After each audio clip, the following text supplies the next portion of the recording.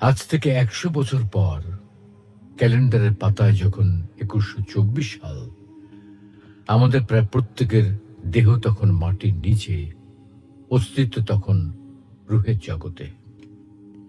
ইতিমধ্যে ফেলে যাওয়া আমাদের সেই সুন্দর বাড়িটা হয়তো পরবর্তী প্রজন্ম ভোগ করছে। পছন্দের কাপড়গুলো ব্যাকডেটেড হয়ে গেছে। শখের গাড়িটা হয়তো অন্য কেউ চালাচ্ছে, আর আমায় খুব কমজনই স্মরণে রেখেছে, হয়তো হয়তো কেউ ভাবেও না।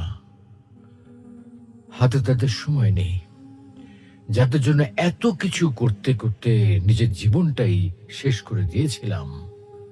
আচ্ছা আচ্ছা, বাস্তবতার এই জীবনে আপনি আপনার দাদার দাদাকে কতবার স্মরণ করেন? আপনার দাদির দাদির কথা আপনি কখনো কি